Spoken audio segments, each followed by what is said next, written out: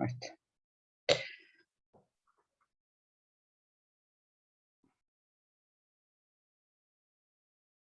Ahí no puedo ver.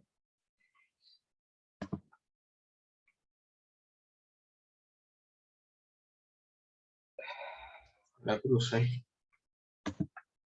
Bueno, hola. Hola a todos, todas. Bueno, vamos a con el tema de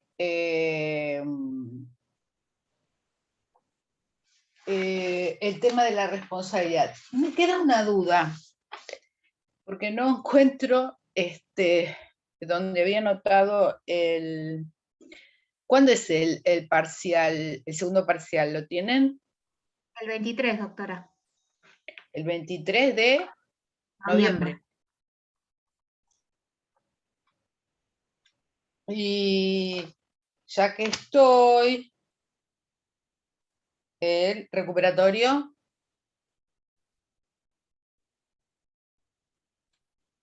Ya me fijo, el 7 de, lo que figura en el SED es el 7 de diciembre.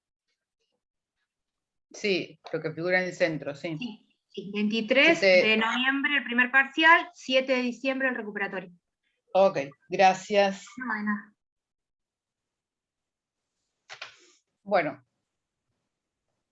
ahora sí, vamos a el tema, la responsabilidad del Estado, que recuerdan que en la clase anterior nosotros estuvimos ubicando el tema dentro del derecho administrativo. Nosotros estuvimos viendo esto como para, bueno, donde estuvo ubicado el tema, la evolución histórica ya en el derecho comparado, ¿no? Vimos todas las teorías que dan fundamento, que yo les dije que están en los textos, pero digamos con mayor profundidad, en un libro que es muy pequeño, de la doctora Reiris, de las teorías que dan fundamento a la responsabilidad del Estado. Bueno, y dejamos ahora el tema, lo habíamos dejado para no iniciar en el tema de la clasificación. Bueno, el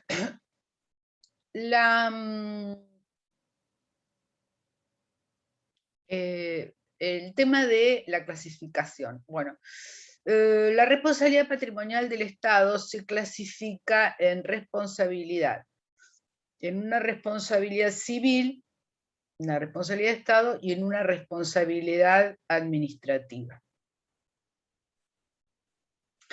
La responsabilidad la responsabilidad civil, es decir, se rige por el derecho privado, por lo previsto en el Código Civil Comercial, reformado, que es cuando el Estado actúa como persona del derecho privado, digamos, en una relación de coordinación y no de subordinación, como sí ocurre en la responsabilidad del Estado de tipo administrativa.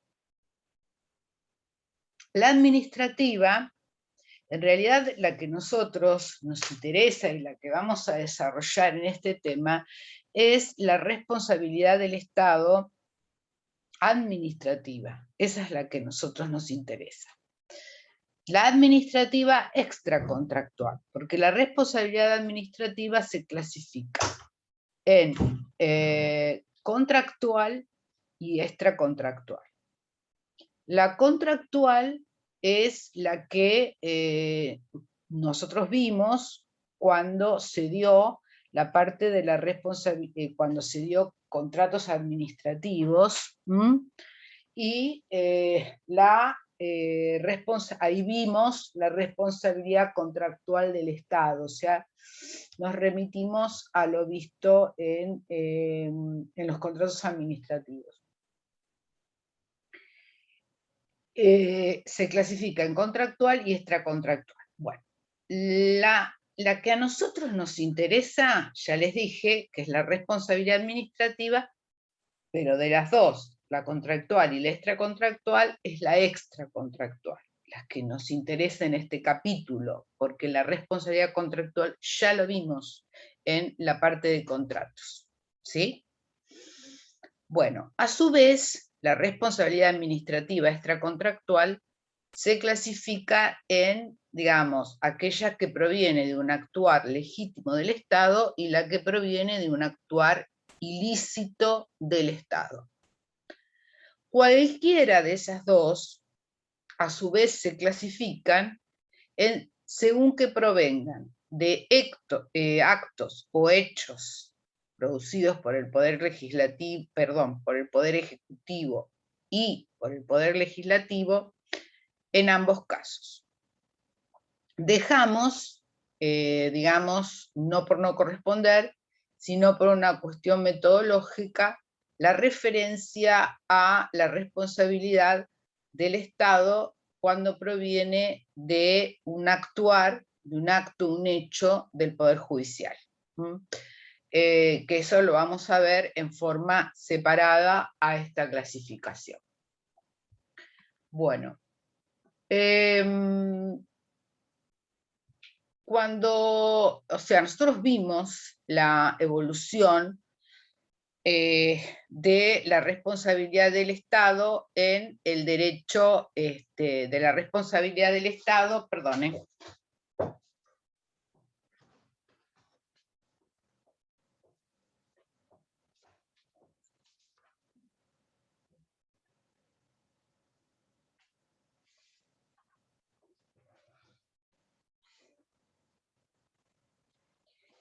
Bueno, perdón. Nosotros vimos la responsabilidad o sea, la evolución de la responsabilidad del derecho, de la responsabilidad del Estado en el derecho comparado. Y también vimos, digamos, jurisprudencialmente cómo se originó en Francia. Ahora nos queda por ver qué pasó en nuestro país. En primer lugar, nosotros vamos a ver la evolución de la responsabilidad del Estado por hechos y actos administrativos ilegítimos. Primero vamos a ver en qué se divide, como lo planteé acá,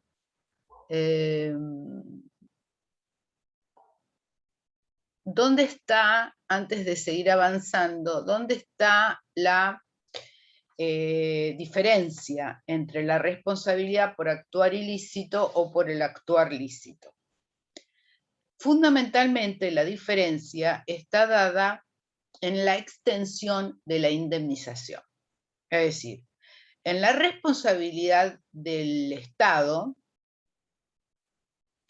por actividad ilícita, el particular que haya sufrido el daño a resarcir va a recibir una indemnización que comprende lucro cesante y daño emergente.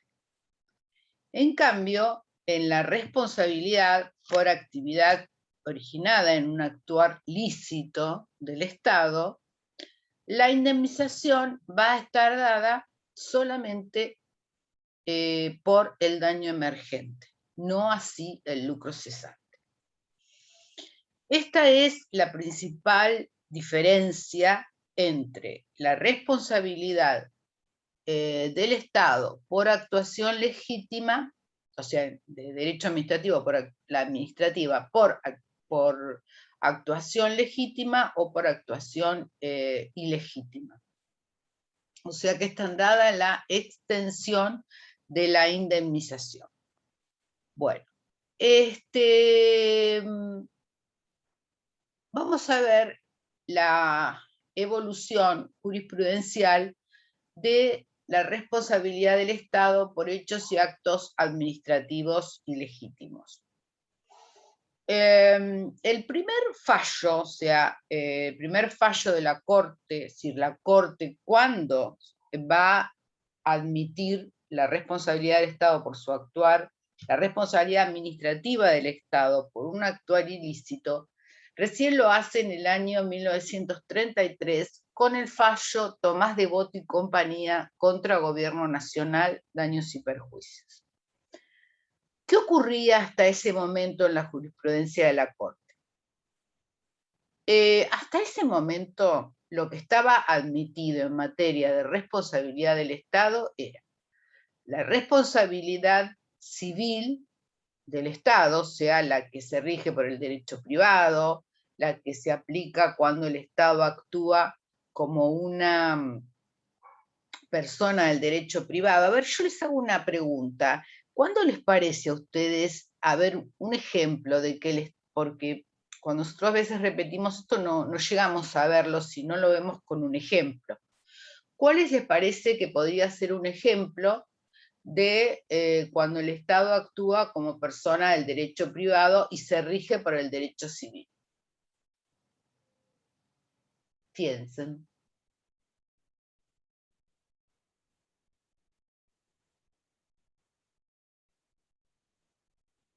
Es decir, el Estado actúa como un particular más, con lo cual no hay una relación de subordinación como la que se da cuando el Estado actúa con prerrogativas de derecho público que nosotros vimos, el régimen exorbitante, donde hay una subordinación. En cambio, acá hay una relación de coordinación. Bueno, yo les tiro un ejemplo. Por ejemplo, si el Banco Nación, cuando el Banco Nación da créditos hipotecarios, por ejemplo, a cualquier particular que reúna las condiciones, ahí, si el particular no paga la hipoteca, se va a traslucir, obviamente, en una ejecución hipotecaria. Bueno, en esa relación, digamos, el Estado actúa como persona del derecho privado, rigiéndose por el Código Civil y Comercial, ¿no? Entonces, digamos que hasta el año 1933, el reconocimiento que había en materia de responsabilidad del Estado es cuando el Estado actúa, digamos, como persona del derecho privado, digamos, es una responsabilidad civil, y dentro de la responsabilidad administrativa, la que estaba, digamos, admitida, era cuando el Estado, digamos, actúa como persona del derecho público, pero en la fase contractual. Entonces, ahí estaba reconocida la responsabilidad de Estado. Lo que se viene a reconocer en el año 1933 con el fallo Tomás de Boto y compañía es la responsabilidad administrativa del Estado, cuando actúa como, digamos, originada por un actuar ilícito. Es aquí, en este fallo, donde se reconoce por primera vez en nuestro derecho esa responsabilidad.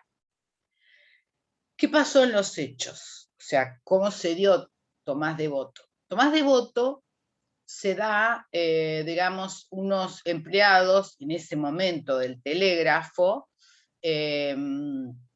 empleados públicos, hacen, digamos, estaban haciendo unos trabajos en el campo de la actora, y bueno, digamos, no sé si hacen no se sabe bien la historia, si es un brasero o un asado, pero bueno, prenden un fuego y ese fuego se extiende y quema el campo de la actora de Tomás de Boto y compañía. Entonces, ahí se va a admitir por primera vez la responsabilidad del Estado por un actuar ilícito.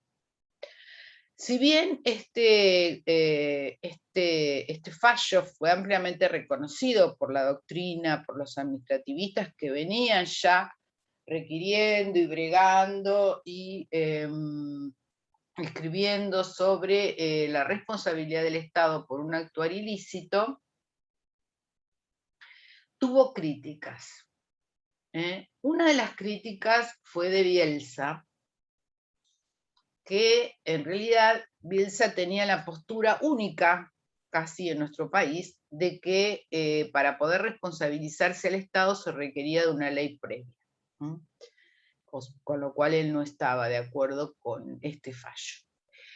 Y el resto de los administrativistas que sí estaban conformes con el fallo, lo que criticaron fue el fundamento, porque se fundó en el ex artículo 1109, o sea que todo el que causa un daño, decía, debe repararlo, y el 1113, que es la responsabilidad del dominus o patrón, que se consideraba al Estado como un dominus o un patrón, y a los funcionarios como, digamos, obreros en la ejecución de órdenes. Bueno, esto en realidad fue ampliamente criticado. La doctrina se circunscribió en que se debió haber aplicado el 1112. El 1112 que estaba en el ex Código Civil de Vélez, en el cual se regula la responsabilidad del Estado cuando surge de un ejercicio irregular de las funciones a su cargo por parte de funcionarios, de obligaciones que fueron impuestas a los funcionarios por normas, reglamentos y o leyes. Es decir, si el funcionario en su actuar ejerce esas obligaciones que le habían sido impuestas por la Constitución, por leyes o por reglamentos, y en ese ejercicio irregular ocasiona un daño, el Estado debe hacerse cargo. Esto es lo que decía el 1112. Resumiendo, el 1112, para los civilistas, el artículo 1112 del Código Civil de Vélez, ya ahora no está, pero en ese artículo, digamos, los civilistas, ¿qué decían? Los civilistas decían que en realidad, los civilistas decían que lo que trataba el 1112 era de la responsabilidad del funcionario público. Para los administrativistas, el 1112 era una norma, o sea, del derecho público, que trataba la responsabilidad del Estado dentro de una norma del derecho privado, como es el Código Civil. Es más, se habló, los autores, los administrativistas de ese momento, dijeron que en realidad la responsabilidad lo que estaba incluido en ese artículo era la responsabilidad del Estado por falta en el servicio. Es más, el artículo tiene una nota de Aubry-Roux. Por eso los administrativistas dijeron que en realidad lo que había hecho era copiar, digamos, la teoría de la falta en servicio. Se acuerdan que nosotros hicimos referencia a la teoría del código del Consejo francés, del Consejo de Estado francés, que, digamos, había elaborado esta teoría y había logrado responsabilizar al Estado. Bueno, esto con respecto al artículo 1112, que antes de la reforma del Código Civil y Comercial, era sin lugar a dudas y sin discusión el fundamento legal de la responsabilidad del Estado en nuestro país, tanto para la Corte Suprema, para la Suprema Corte de Provincia, para los doctrinarios. Sí, no había discusión en este tema. Bueno, entonces, volvemos a la anterior y ¿qué pasó? O sea que aparece luego, en el año 1938, el fallo Ferrocarril Oeste contra Provincia de Buenos Aires. ¿Cómo fueron los hechos acá? La actora compró un inmueble y, digamos,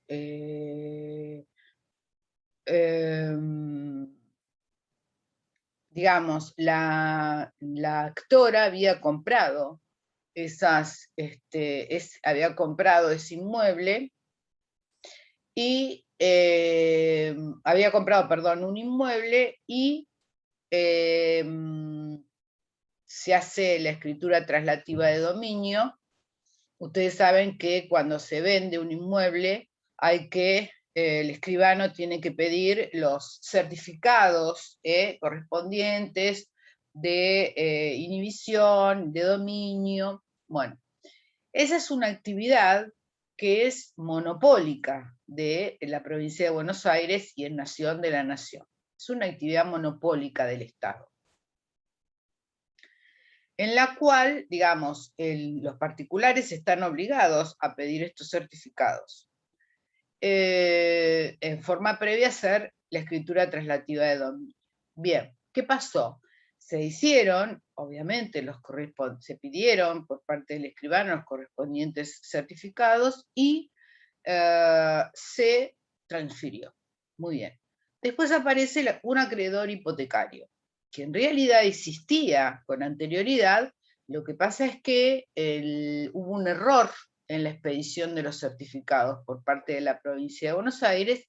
Entonces la actora, Ferrocarril Oeste, como tuvo que desinteresar al acreedor hipotecario, bueno, por el mismo valor que le tuvo que pagar al acreedor hipotecario, accionó contra la provincia de Buenos Aires por responsabilidad del Estado.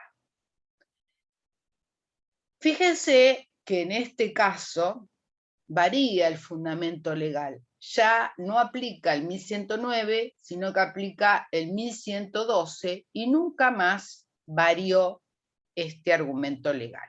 Nunca más. Bien, y siguió aplicando el 1113 la teoría del dominus o patrón. En realidad, el artículo, ¿por qué se aplica el artículo 1113? Porque, digamos, si bien en ese momento ya estaba en nuestro país, ya circulaba la teoría del órgano que nació en Alemania, que nosotros lo vimos en su momento, ya había sido incorporado por la doctrina argentina, administrativista argentina, lo había tomado del derecho europeo, pero la Corte recién lo va a validar con el fallo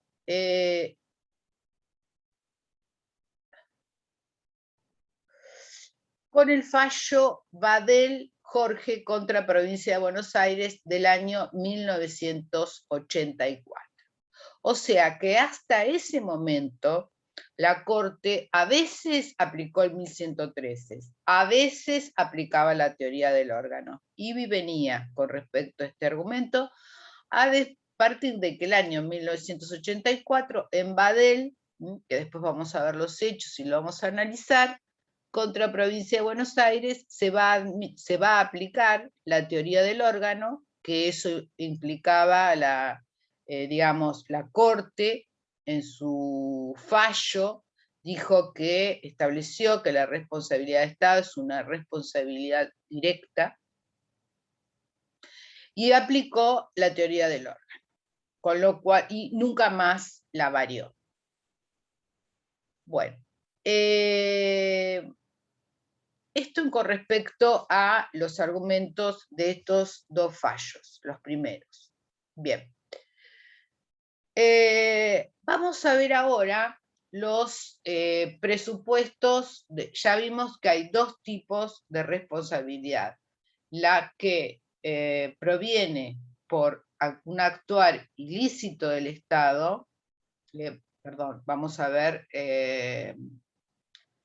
digamos, sí, por hechos y actos administrativos ilegítimos, y después vimos que hay otra responsabilidad por hechos y actos legítimos. Bueno, vamos a ver los presupuestos de la responsabilidad por hechos y actos administrativos ilegítimos. Primero, el primer presupuesto es la imputabilidad material del acto o hecho administrativo a un órgano del Estado en ejercicio u ocasión de las funciones.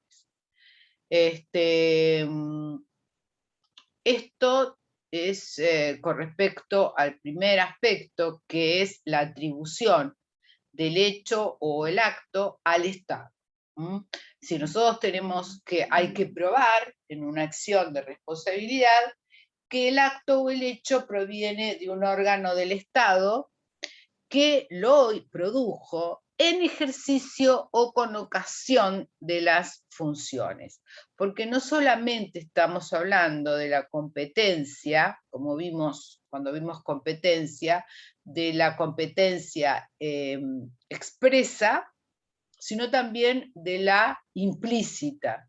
Es decir, si por ejemplo yo voy con mi auto y me embiste un vehículo municipal, que tiene el logo, está pintado con los colores de la municipalidad, el chofer, que es un funcionario público, me muestra que la tarjeta verde está a nombre del Estado municipal, pero digamos que me embiste en un horario fuera del horario de la municipalidad.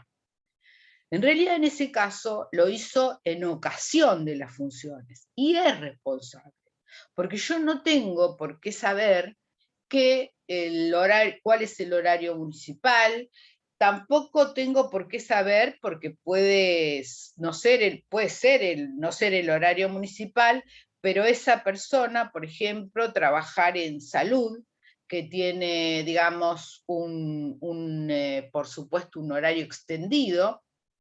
Así que bueno, en ejercicio o con ocasión de las funciones. Cuando hay algo que no entiendan, me paran y lo repetimos.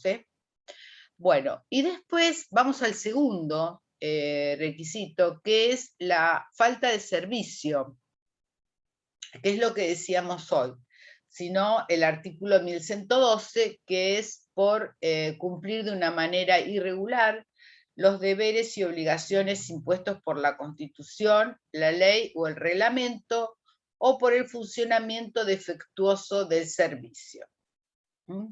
Sea el incumplimiento derivado de una acción o de una omisión.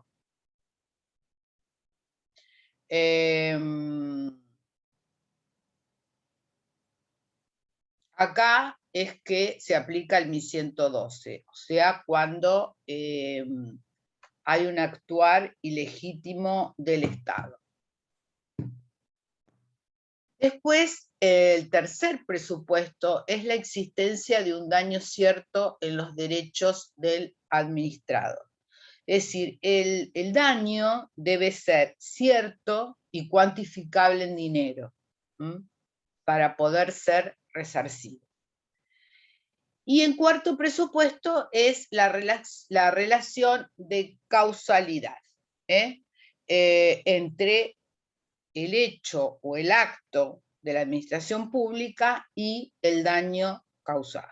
¿Sí? Bueno. Ahora vamos a los presupuestos de la responsabilidad extracontractual del Estado proveniente de su actuación legítima.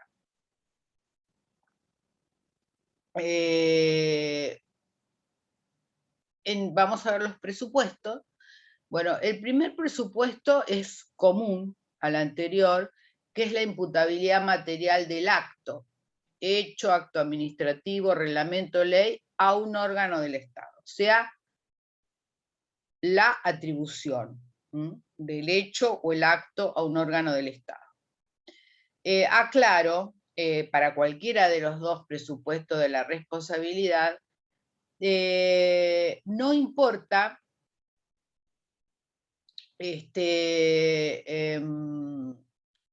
materia de atribución, es que no tengo la obligación de identificar, es decir, si puedo probar que el hecho o el acto, sí tengo que probar que surgió de un funcionario público, pero no tengo la obligación de identificar al funcionario público, es decir, cómo se llama, no tengo la obligación de identificarlo.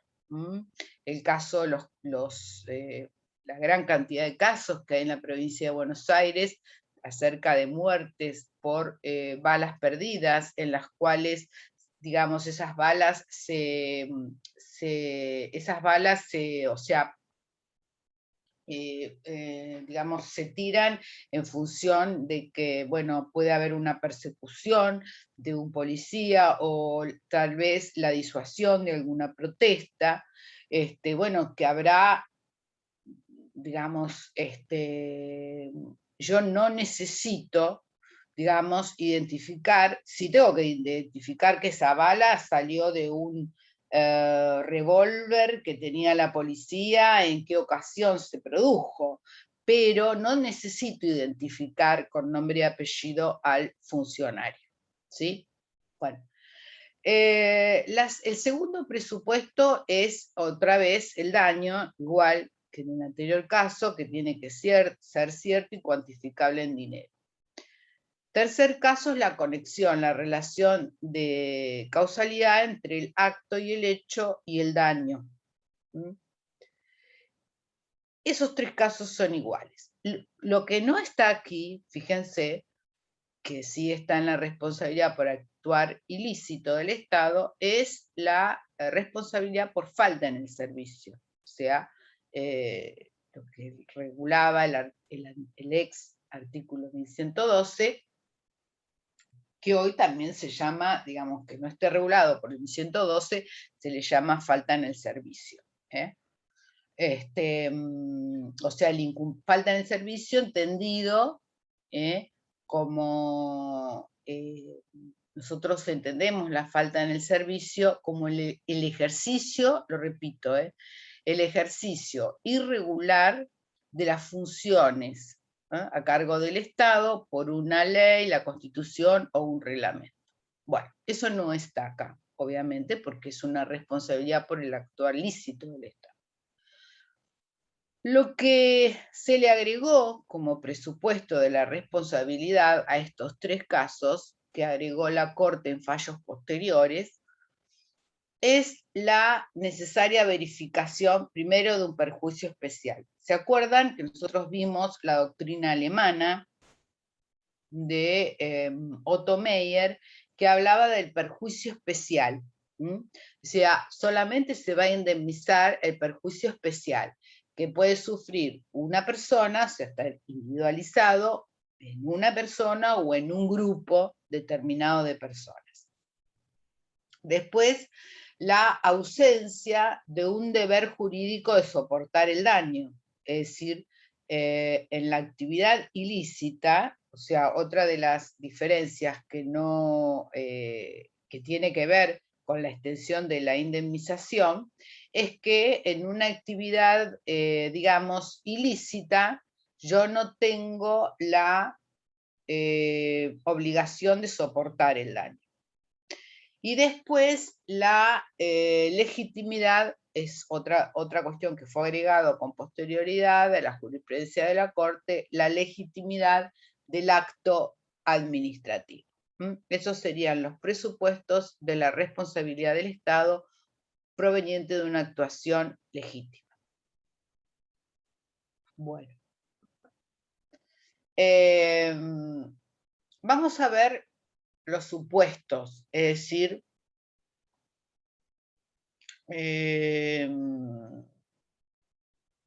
los supuestos, es decir, ejemplos de la responsabilidad por el actuar lícito. por ejemplo, la ocupación temporánea.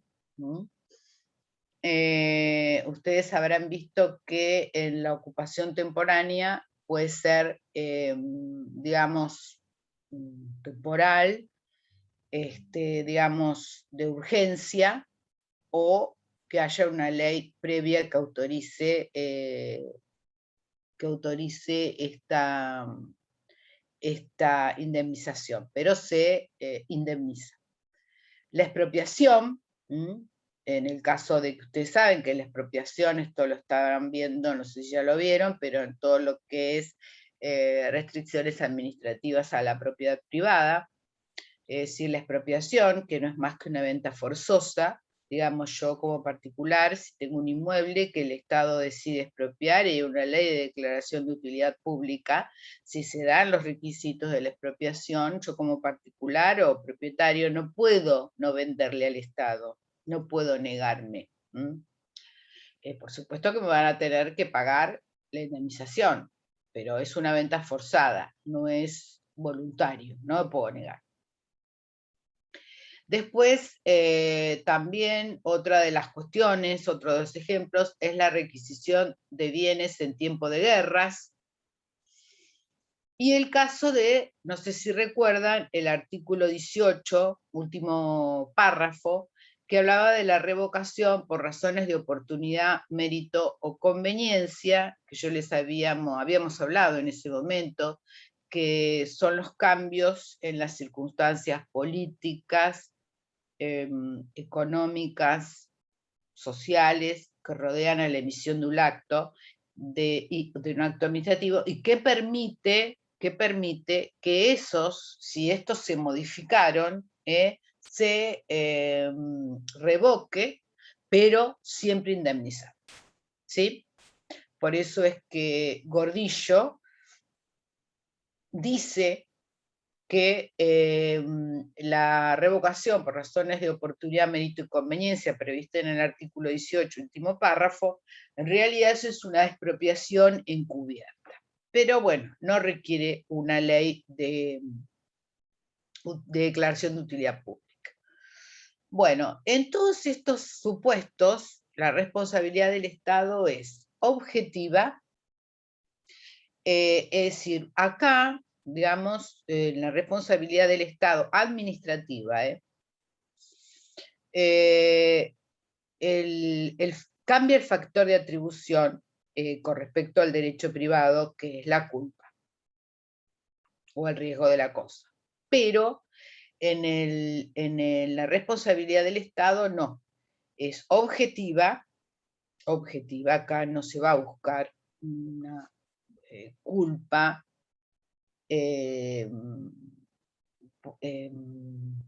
una negligencia, es decir, por eso sí se distingue entre la responsabilidad por un actuar lícito o por un actuar ilícito, porque cambia la extensión de la indemnización, pero en ambos casos el factor de atribución es de tipo objetivo y directo. Hay una ausencia de la noción de culpa.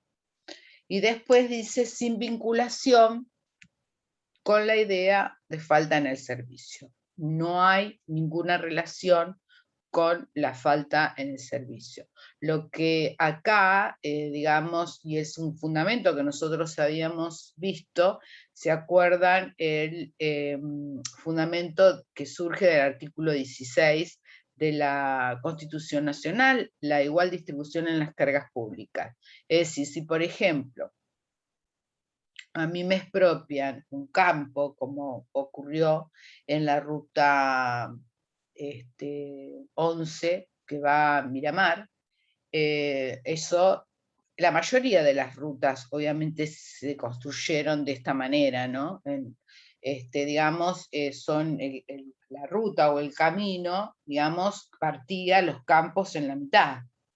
Entonces, digamos, aquí no hay una culpa de parte del Estado, pero sí una posibilidad de, digamos, equilibrar las cargas públicas, porque es evidente que la ruta, digamos, es en beneficio de todos los habitantes, y no puede ser que un patrimonio, que es el cual, digamos, se le expropió, digamos, nada más que el predio de la ruta, y partió el campo en dos, no podemos pensar que no se lo va a indemnizar. ¿Se entiende?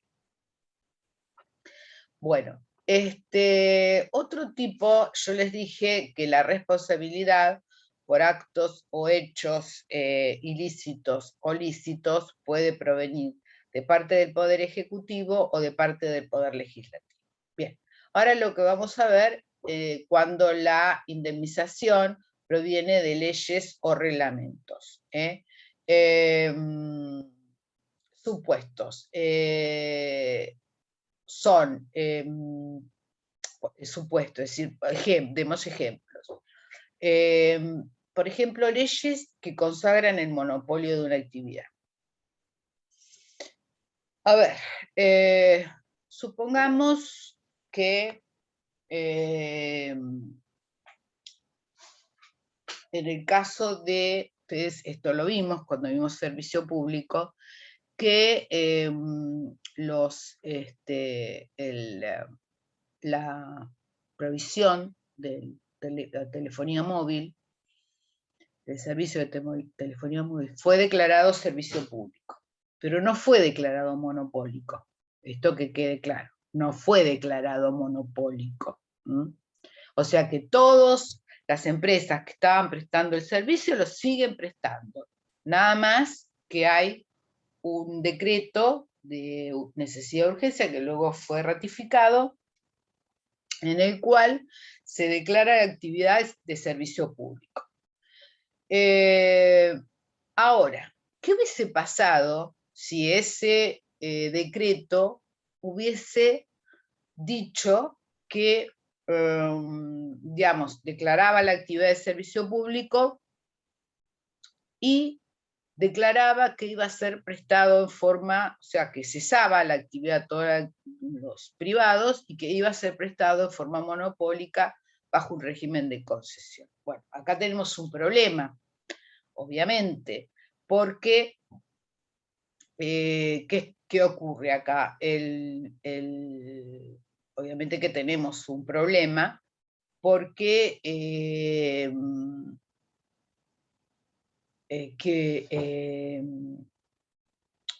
perdón, sí tenemos un problema porque ¿qué pasa con la gente, o sea, con las empresas que estaban prestando el servicio?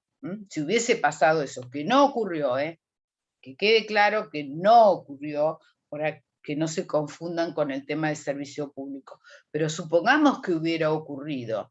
Bueno, en ese caso no hay duda que el Estado debiera haber indemnizado. Es el caso que ha existido en nuestro país, servicios que en algún momento fueron prestados por los particulares y luego el Estado decide prestarlo bajo el régimen de servicio público, pero ahí no está el problema está cuando decide prestarlo bajo régimen de servicio público en forma monopólica o con 4 empresas, con un sistema de preferencia, es decir, con 4 empresas que las va a habilitar, autorizar, concesionar, pero digamos que los que estaban prestando ya no pueden prestar más. A esos hay que indemnizar. Otra es, por ejemplo, casos que sí ha ocurrido, son leyes o reglamentos que estatuyen la prohibición de importar. Esto se ha dado muchísimo en nuestro país por estos cambios muy abruptos en las distintas políticas que ha implementado cada gestión de gobierno, en las cuales en algún lado, en algunas gestiones se admitía la importación. Después, admitida la importación por el tema de la balanza de pagos, en algunos casos, determinadas actividades se cerraba la importación, otras se abría. Entonces, en el caso de que se prohibiera la algún tipo de importación en forma definitiva, ahí debía indemnizarse al particular que en ese momento estaba, digamos que tenía una importadora de esa actividad. ¿Sí? Bueno, ya vimos. Sí. Entonces, si no es en forma definitiva, ¿no se indemniza? O sea, si tiene un daño, como pasa con muchas personas ahora. Muchos particulares, al no poder importar, no pueden producir lo que quisieran. No. Por ejemplo. No. Si digamos que lo que la Corte ha fallado a favor es en que cuando esta es, digamos, se prohíbe en forma definitiva. Cuando hay una prohibición parcial, yo no digo que no se pueda plantear, es muy bien lo que vos decís, sí se puede plantear, porque obviamente esa persona se ve imposibilitada, está arriesgando digamos, lo que invirtió y no puede recuperar nada. Yo creo que sí, lo que sí no te puedo decir que no hay un fallo de corte con respecto a este tema, pero yo entiendo que sí es posible, por el tiempo que dure, obviamente. Pues yo no voy a pedir que me indemnicen toda la empresa ni los bienes que yo tengo, porque no los perdí. Puedo en tal caso... Lo que pensaba desde el lado, por ejemplo, ahora sucede con los que fabrican maquinarias para el campo, por ejemplo, que es provisorio, porque donde se vuelva a poder importar, el campo lo recupera enseguida, pero provisoriamente hay que seguir manteniendo una estructura sin poder producir. Claro, de todas maneras, ahí hay un impedimento, que lo vamos a ver después, que es, en materia de indemnización, que yo les dije, por actividad lícita, que sería esta, por ejemplo, la prohibición de importación de maquinarias agrícolas, como dice Cintia,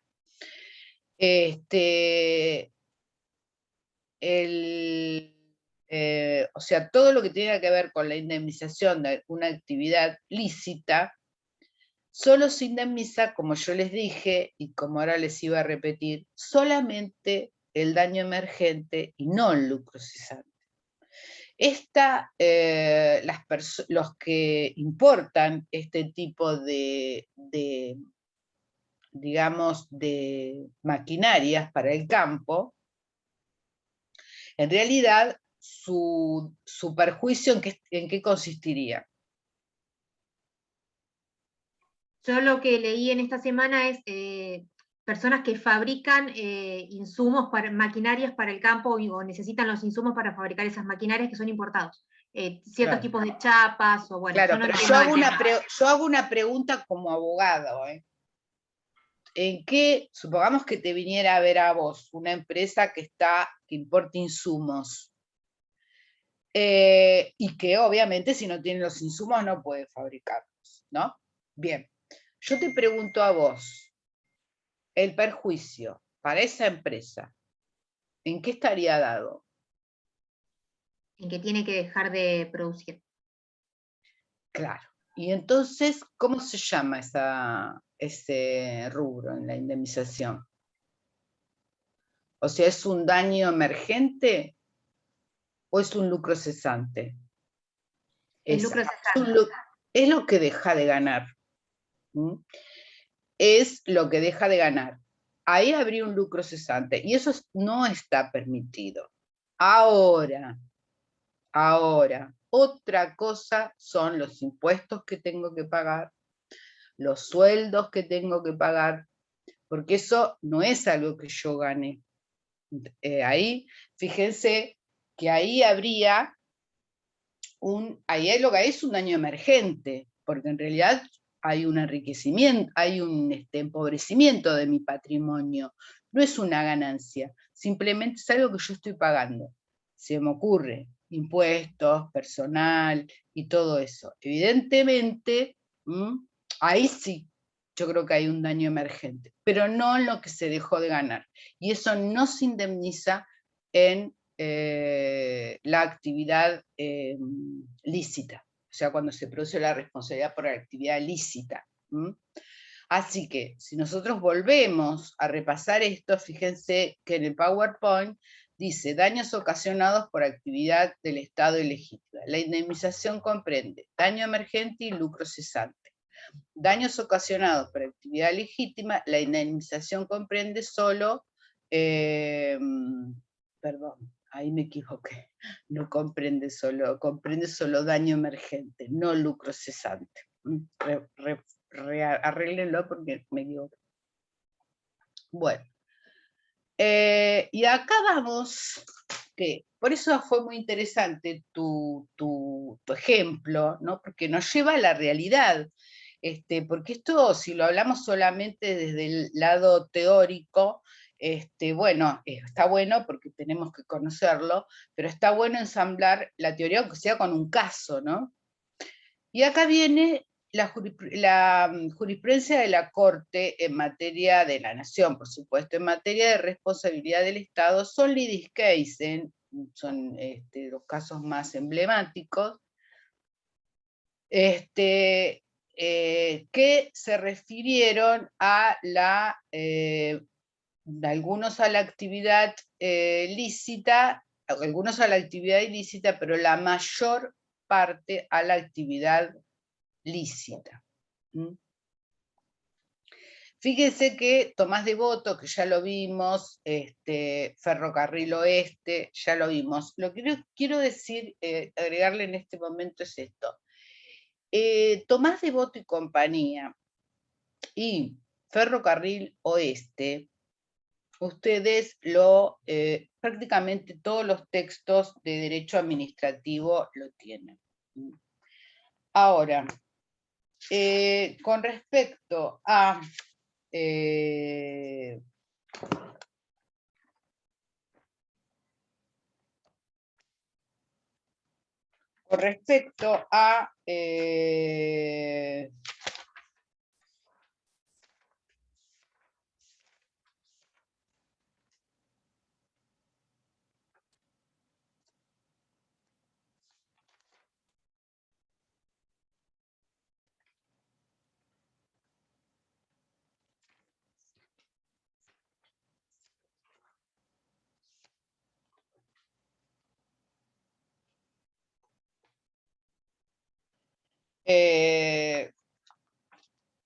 digamos, lo que les quiero decir es que están en todos los textos esos dos casos y también le voy a dar los datos de que fueron donde fueron publicados en su momento, que también hay formas de conseguirlo en internet gratis, sí, algún resumen, pero está completo en, digamos, en las colecciones de derecho o la ley que están uno los ve digitalmente, pero bueno, hay que ser abonado. Bueno, Tomás Devoto y compañía es un fallo que del año 1900, Corte Suprema 1933, el 22/9. Fue publicado en Jurisprudencia Argentina 43-416. Ahí está completo. Y después Ferrocarril Oeste, que ya vimos que es de la Corte Suprema del año 1938, el día 3 del mes 10. Fue publicado en la ley 12-123. Bueno, después a mí, acá yo en esta, también les digo que yo dejé en su momento unas fotocopias de este texto, que es una colección de casos de leading case de Hutchinson, como es una obra colectiva que fue dirigida por Hutchinson, y yo dejé en la fotocopiadora las fotocopias correspondientes a estos fallos. Bueno, ahí tenemos en el año 1984 el fallo Badel contra Provincia de Buenos Aires, que yo les decía Vamos a ver los hechos, pero puntualmente les decía que es el que, digamos, admite, ¿no?, que la responsabilidad, o sea, incorpora la teoría del órgano y admite que la responsabilidad del Estado es directa. Y objetiva y directa. Los fallos, o sea, los hechos en este fallo fueron que, digamos, esta persona, Badel, fue, digamos, compra unos inmuebles, unos lotes, en los que, lotes que fueron vendidos en innumerable cantidad de veces, pero bueno, Badel fue el último, digamos, antes de hacer el juicio, en los que, digamos, el que tenía esos inmuebles los había comprado. En realidad hay un estudio de casos porque, bueno, había una serie de anomalías en las transferencias. Entonces, se había hecho digamos, se había demandado a los escribanos públicos que habían intervenido en todas esas series de transmisiones y al Estado como, digamos, el que expide los certificados, por eso hubo que hacer toda la historia de títulos, el análisis de los títulos. Bueno, este fallo lo que tiene, que también está publicado, está acá en las fotocopiadoras, o sea, de los que yo dejé, desde el año 1984, día 18 del mes 12, fue publicado en la ley 1985-B y el derecho 114-217. Bueno, ahí lo que se dejó en claro, porque en esa época también se discutía mucho si los escribanos eran funcionarios del Estado. Ustedes saben que los escribanos tienen el ejercicio de la fe pública, ese ejercicio de la fe pública se lo transfiere el Estado, porque en realidad es una función administrativa.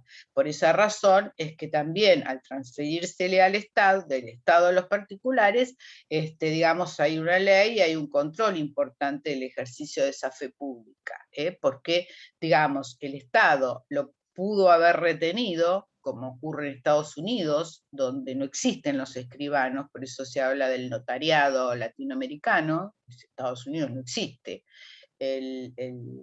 digamos, el notariado, la fe pública la sigue teniendo el Estado, y uno cuando requiere de estos servicios lo que hace es abonarle como un timbrado o algo por el estilo al Estado.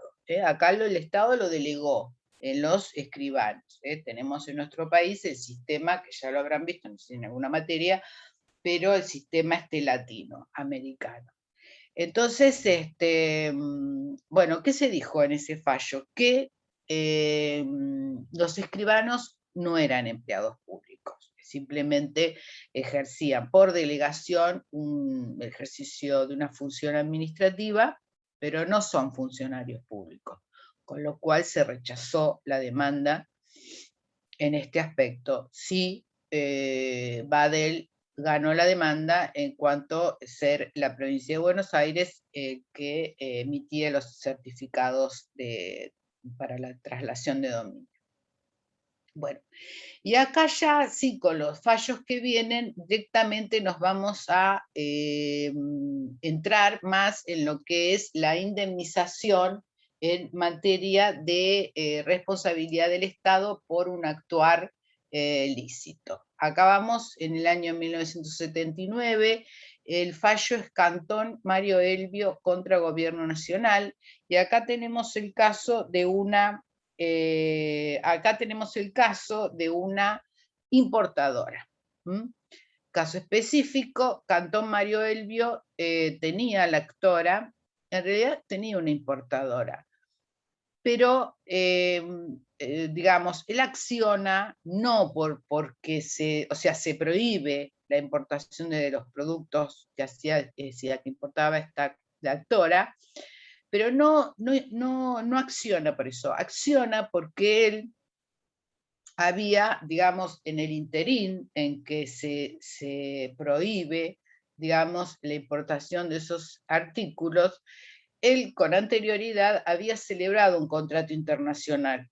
Estos contratos internacionales se pagan en el momento en que se celebra el contrato, no cuando se recibe la mercadería. Es como las compras en internet.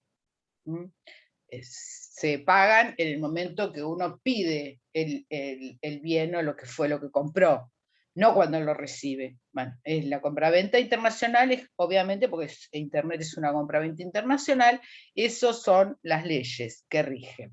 Entonces él había pagado ya y la mercadería estaba viniendo al país.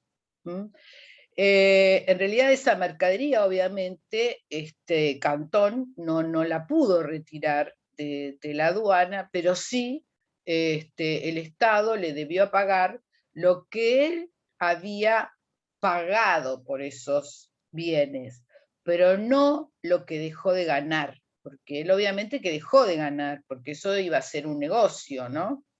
Pero bueno, él solamente, o sea, la indemnización es con respecto a lo que él pagó, no a lo que dejó de ganar. Esto, la Corte lo que dijo obviamente que es una responsabilidad por actividad lícita, y en este caso aplicó el artículo 10 de la Ley de Expropiación Nacional, la 21.499, en la cual lo que el artículo 10 dice que se paga, o sea, cómo se compone la indemnización, y solamente en la expropiación, digamos, está permitido, o sea, lo que se paga es el daño emergente, no el lucro cesante. Y la provincia de Buenos Aires, en su ley expropiatoria, va más lejos todavía. No solamente dice que no se paga el daño emergente, sino tampoco que se paga el daño, digamos, el valor histórico que pueda tener un inmueble, la vista panorámica tampoco se paga, solamente el valor objetivo del bien y las consecuencias directas e inmediatas. ¿Qué son las consecuencias directas e inmediatas? Es el caso, por ejemplo, del ejemplo que dio ella, es decir, de los fabricantes de máquinas para el campo. Es decir, las consecuencias directas e inmediatas serían estas, es decir, el tener que pagar los sueldos, el tener que pagar los impuestos, estas serían las consecuencias directas e inmediatas, ¿sí? Bueno, en el caso que, digamos, no sé si han leído, pero ustedes son muy chicos, pero bueno, ahí donde está la Plaza del Milenio, digamos, había un edificio, que era la manzana 114. Esa manzana fue expropiada y se demolió. En esos, o sea, era un edificio destinado a vivienda y había locales comerciales, fundamentalmente gastronómicos. Entonces lo que se pagó ahí no se pagó el valor de, digamos, al propietario del local se le pagó la propiedad. Si tenía un negocio gastronómico, lo que se le pagó es no lo que él no, digamos, el inmueble, y también todo lo que es el mobiliario, si tenía un restaurante, o las indemnizaciones que tuvo que pagar. Todo eso es las consecuencias directas e inmediatas. Bueno. Después, perdone, después tenemos el caso de Sánchez Granel, del año 1984, Obras de Ingeniería S.A., contra Dirección Nacional de Vialidad. ¿Por qué se hace referencia a este juicio? Porque en realidad ya en Cantón se fijó la, digamos, que la indemnización por actividad, por una actividad lícita,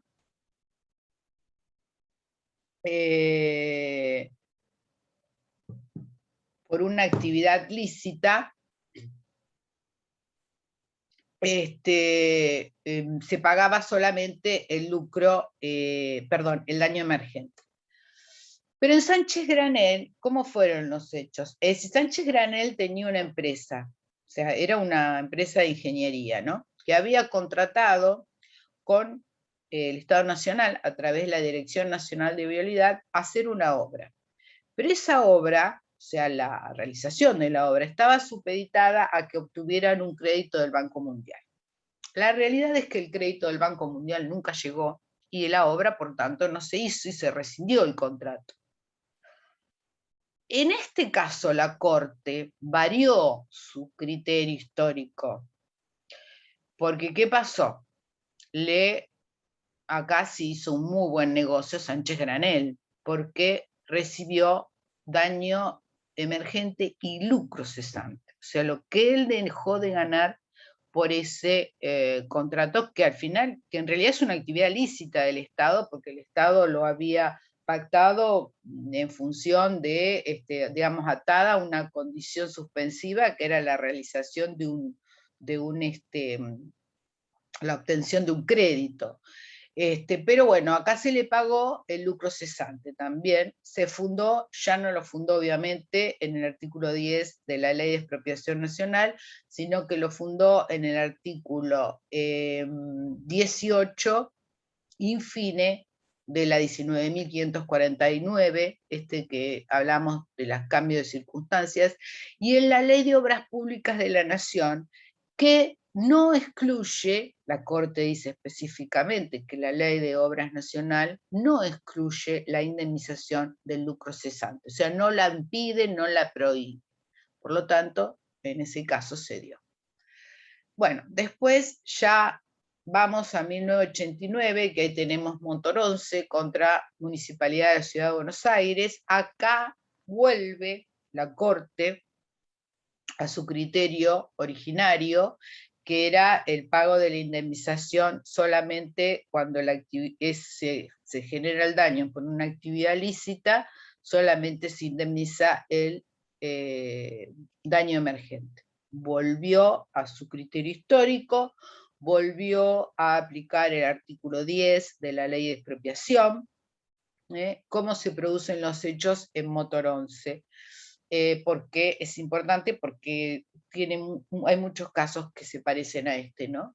Motoronce era una empresa que había construido un edificio de viviendas, un edificio destinado a la vivienda familiar, y abajo de ese edificio había una estación de servicio, que estaba habilitada, obviamente. ¿Qué pasa?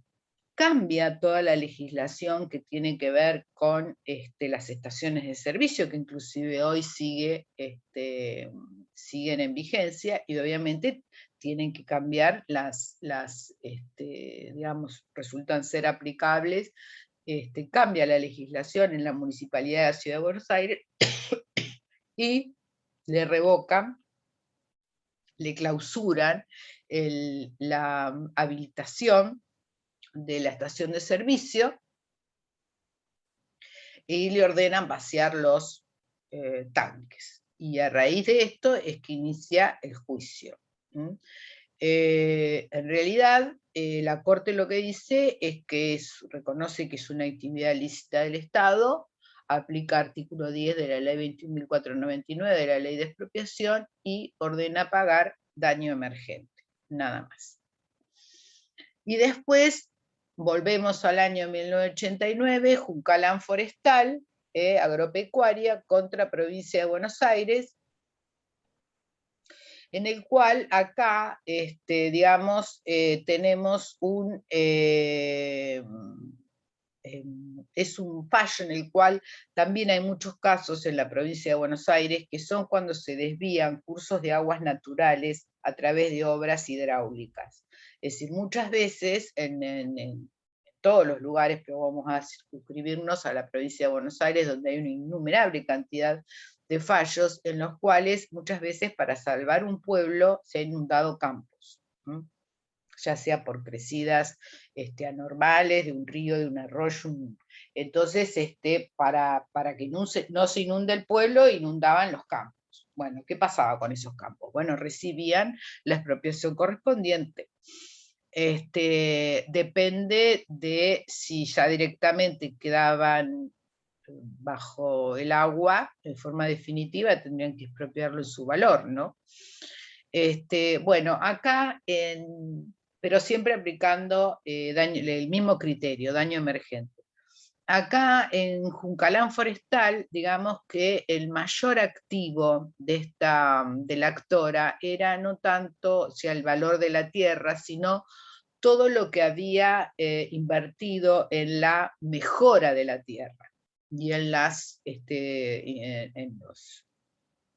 maquinarias y demás. Entonces, digamos, en este caso se dijo que la responsabilidad, digamos, que el daño emergente, digamos, en este caso, hizo alusión exclusivamente a ese caso, digamos que la indemnización no era integral, si no se hacía lugar a indemnizar lo que la actora había invertido en la mejora de la tierra. Bueno,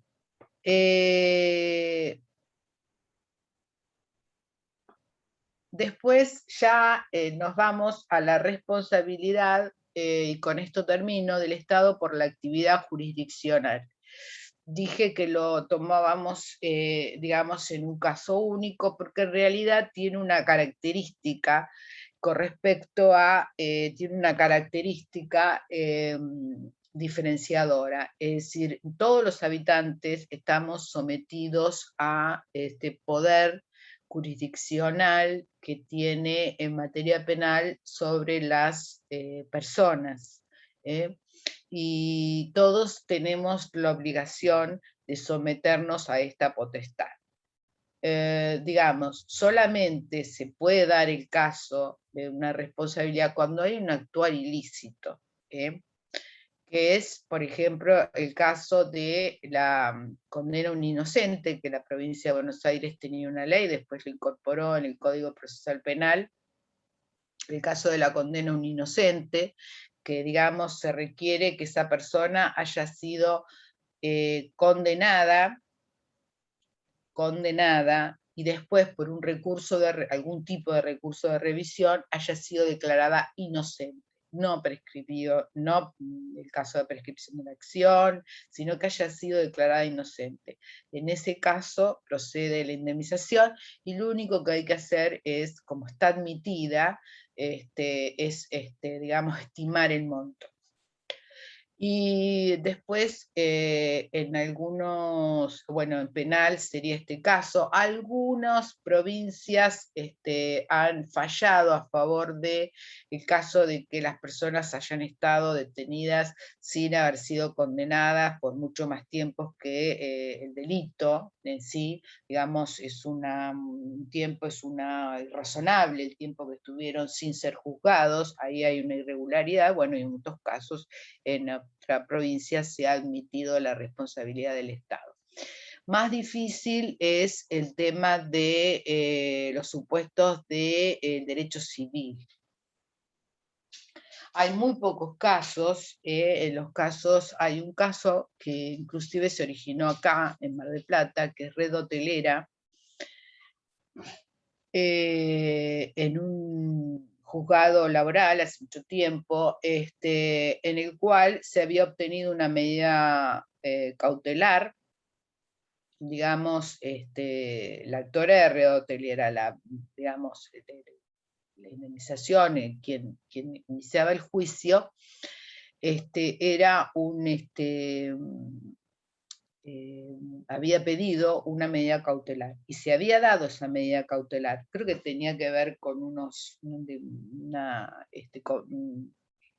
embargo de unos depósitos en dólares, una cosa así, pero ¿qué pasó? Ustedes saben que las medidas cautelares en el ámbito civil digamos, lleva la contracautela, es decir, que el que se hace cargo del daño y perjuicio es el que lo pide, y siempre esa contracautela podrá ser en dinero, podrá ser firmada, pero siempre se hace cargo el que lo pide. Bueno, en este caso lo que ocurrió fue que hubo un error y no se pidió la contracautela. El juzgado no pidió la contracautela, con lo cual el Estado tuvo que indemnizar.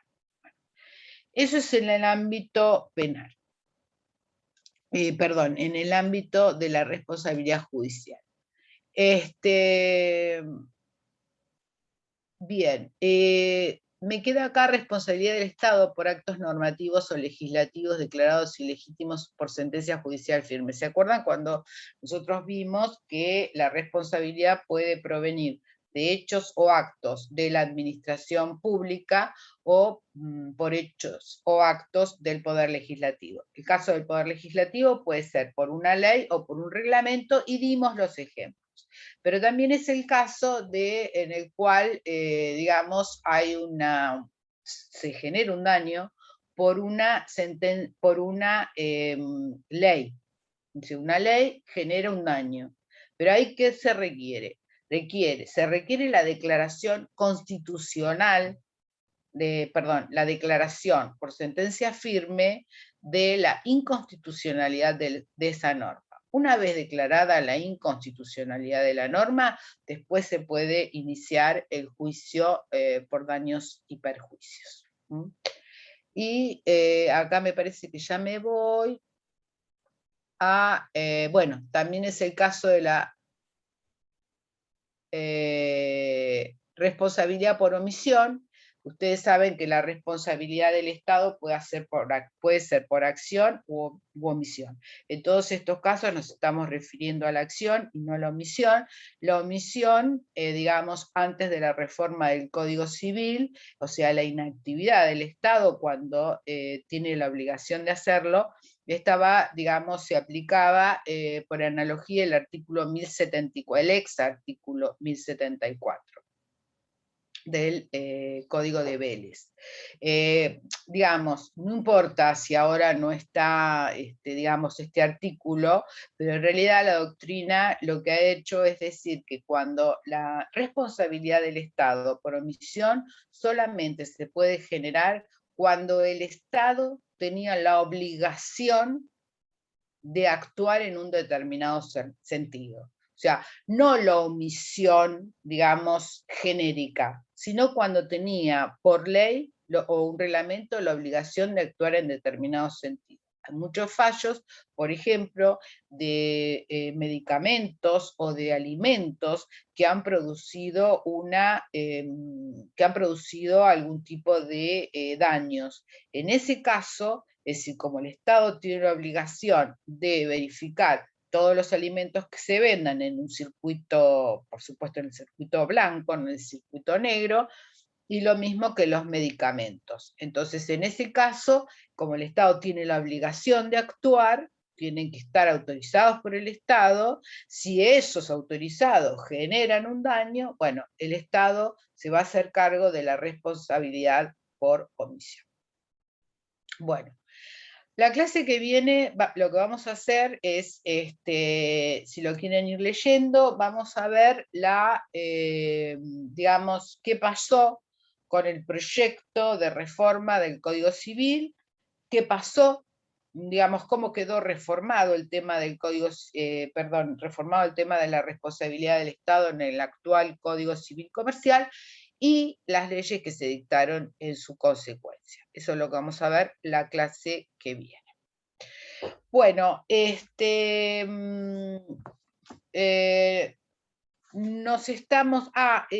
otra cosa que nosotros, bueno, lo que vamos a ver ahí también, yo les digo para que ustedes vayan ya leyendo, el tema de procedimiento administrativo lo van a ver con Fernando Risi, y conmigo van a ver proceso.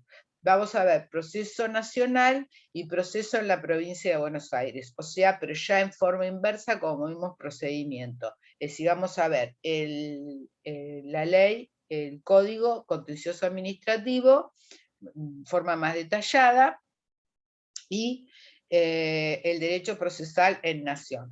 Les informo también que yo dejé en su momento en la fotocopiadora de la facultad todos los, el código para fotocopiar, está todo íntegramente fotocopiado, el código contencioso de la provincia de Buenos Aires, ley 12.008 y sus modificatorias, que es un libro que es una obra colectiva que es dirigida por el doctor Hutchinson y tiene la colaboración de miembros de la cátedra y jueces contenciosos. Bueno, ahora sí, hasta acá llegamos. Nos vemos la clase que viene. Yo les voy a dar, vuelvo al martes, y Risi volverá al miércoles, perdón, a los jueves. Bueno, chicos, chao. Chao, Cora. Chao, chao.